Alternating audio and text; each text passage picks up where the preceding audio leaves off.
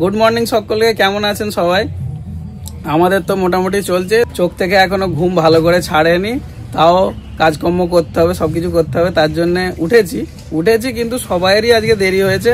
প্রতিদিন সকালে আমরা যে সময় উঠি আজকে 1-1.5 ঘন্টা লেটে সবাই উঠেছি, কারণ গতকাল দিদির বাড়ি থেকে ফিরতে অনেকটা রাত হয়ে গেছিল, প্রায় 12:30 বেজে গেছে। তারপর এসে সবকিছু গোছগাছ করে শুতে আরো দেরি, তো যার জন্য আর ঘুম ভাঙেনি। ইচ্ছে করি অ্যালার্মগুলোকে আর ভালো করে সেট করা হয়নি আজকের জন্য। প্রতিদিন অ্যালার্ম দেওয়া থাকে যে অত তাড়াতাড়ি রোজের মতন ওঠা যাবে না।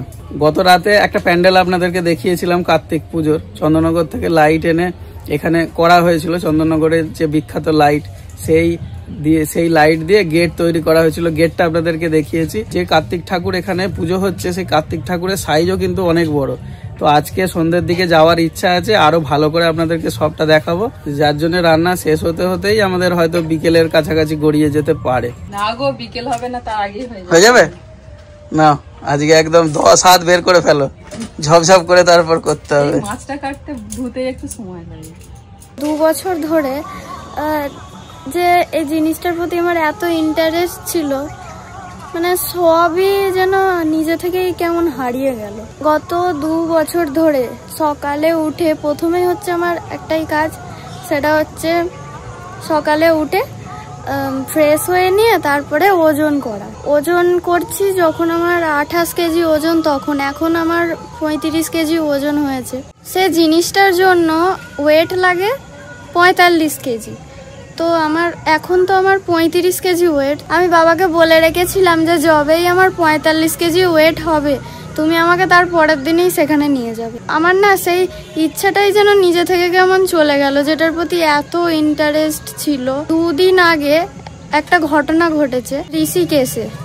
তো আপনারা তো সকলেই জানেন যে আমি বানজি জাম্পের জন্য আমার কতটা ইন্টারেস্ট, ওরকম খতরনাক অ্যাক্টিভিটিস আমার ভালো লাগে। 2 দিন আগে একটা ঘটনা ঘটেছে ঋষিকেশে। বানজি জাম্প করতে উঠেছিল যে হায়েস্ট বানজি জাম্প, সেইটাতে পরিবারে সে একাই ইনকামের সে ভরসা, একাই ইনকাম করে। তো সেখানে কি হয়েছিল যে দড়িটা ছিঁড়ে গেছিল, ছিঁড়ে গিয়ে ছেলেটা মানে দুম করে একদম ঘুরতে নিচে ধরাম করে পড়ে গেছে। নিচে মানে টিনের শেডে ধরাম করে পড়ে গেছে। ওর এখন শারীরিক কন্ডিশন তো মোটামুটি ঠিক আছে, কিন্তু ওই যে 2 মাস এবার বাড়িতে বসে থাকো, এবার কে উপার্জন করবে? ওখানে না সেফটি ব্যবস্থাটাও অতটা ভালো নয়। নিচে যে একটা বড় নেট লাগিয়ে দেওয়া, যে কিছু হলে ওখানে পড়ে যাবে, সেই সব কিছুই নেই। দড়িটাকেও কি পাল্টানো হয় কি না সেটাও এখনো কেউ ঠিক জানে না। যে ওখানে ধরুন 50-100টা জাম্পের পরে দড়িটাকে চেঞ্জ করে দেওয়া হবে, যেই দড়িটা দিয়ে সবাই জাম্প করে। দড়িটা মাঝখানে হঠাৎ করে ছিঁড়ে গিয়ে আর ওপর থেকে পড়ে গেল। ওই বানজি জাম্পের ওই এরিয়াটাতে সেখানে কোনো অ্যাম্বুলেন্সেরও ব্যবস্থা নেই, যে যদি কিছু হয়ে যায় বাই চান্স তাহলে হসপিটালে নিয়ে যাওয়া হবে। তো অ্যাম্বুলেন্সেরও ব্যবস্থা নেই। একজন সেখানে ছিল, তার গাড়ি করেই ঋষিকেশ এমস হসপিটালেতে সেই ছেলেটাকে নিয়ে যায়। বলছিল নাকি যে সারা রাস্তা প্রচুর ব্লিডিং হচ্ছিল, তো সেখানে হসপিটালেতেও কাউকে ঢুকতে দেয়নি, যে পৌঁছে দিয়েছে তাকেও ঢুকতে দেয়নি। তো সেও একটা ইউটিউবারই ভিডিও দেখেছি আমি। এই কথাটা না আমাদের বাড়িতে কেউ জানতো না, আমি এই ভিডিও দেখলাম 2 দিন আগে, যেদিন ঘটেছে সেদিনই ভিডিওটা দেখেছি।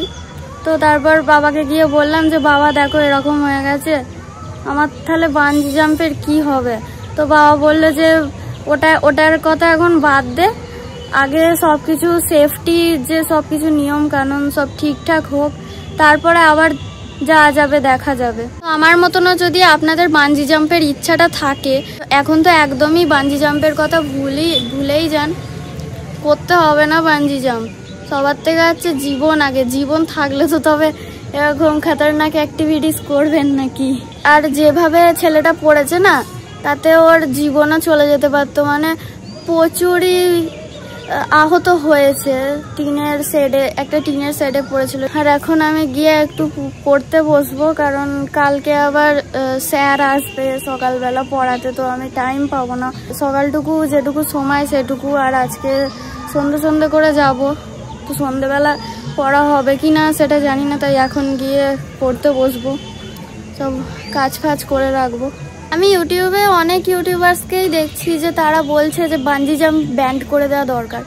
তো আমি তো বলবো যে বাঞ্জি জাম্প ব্যান্ডের কোনো দরকার নেই, তো সেটার সেফটিটা আরও বাড়িয়ে দিলেই হবে। কারণ ওরকম একটা ভালো অ্যাক্টিভিটি, মানে ডেয়ারফুল অ্যাক্টিভিটি ওরকম ব্যান্ড করে দেওয়ার দরকার নেই। তো সেটার সেফটিটাই আরও বাড়াবে নিশ্চয়ই, এবার মনে হয় যেহেতু এরকম একটা ইনসিডেন্ট ঘটেছে, তো এবার সেফটিও বাড়াবে, আস্তে আস্তে সবই ঠিক হয়ে যাবে।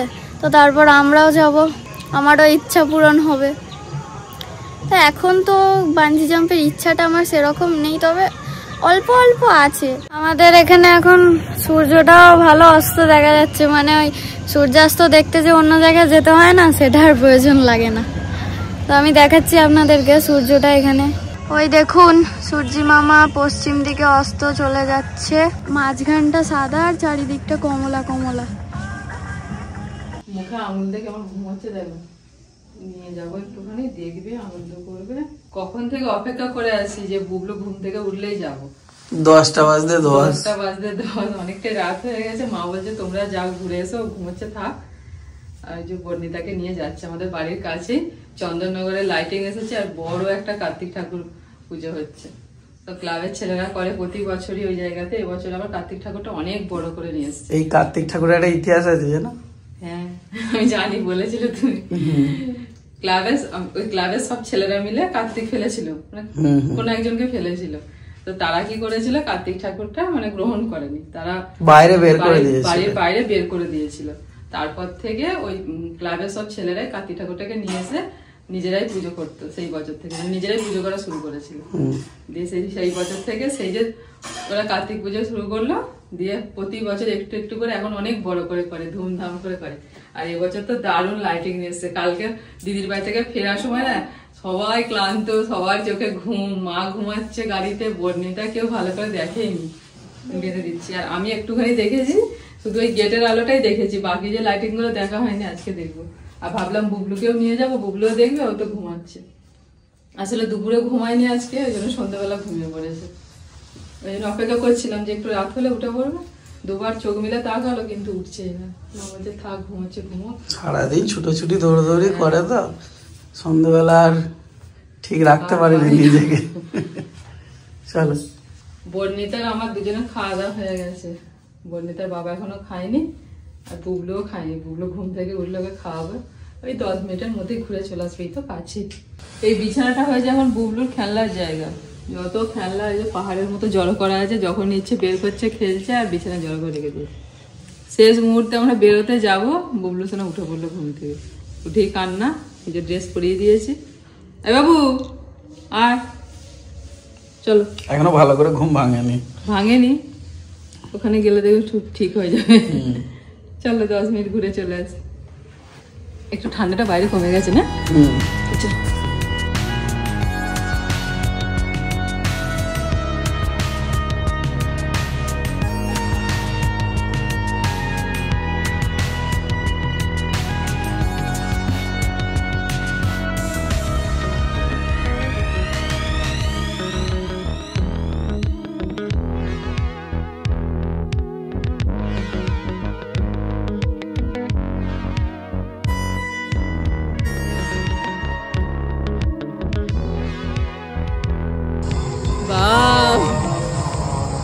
গতকাল এই গেটটাই আপনাদেরকে দেখাচ্ছিলাম, এই আলোর গেটটা হয়েছে।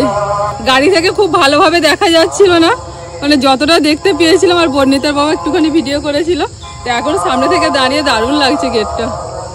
বুবলু দেখাচ্ছে, বুবলু দেখুন এখানে এসে একদম চাঙ্গা হয়ে গেল। এতক্ষণ ঘুমে চোখে দেখতে পাচ্ছিল না। একটু হাসিটা দিয়ে দাও বুবলু, স্মাইল, হাসিটা দিয়ে দাও, স্মাইল করে দাও। চলুন আরো লাইটিং গুলো দেখি আমরা, কত সুন্দর সুন্দর লাইটিং দিয়েছে। বর্ণিতা বান্ধবীকে পেয়েছে, মণ্ডপে বসে এখন দুজনে গল্প করছে। আমি বললাম আমরা ওদিকটা যাচ্ছি, বললো যাও ঘুরে এসো, আমি বসে আছি।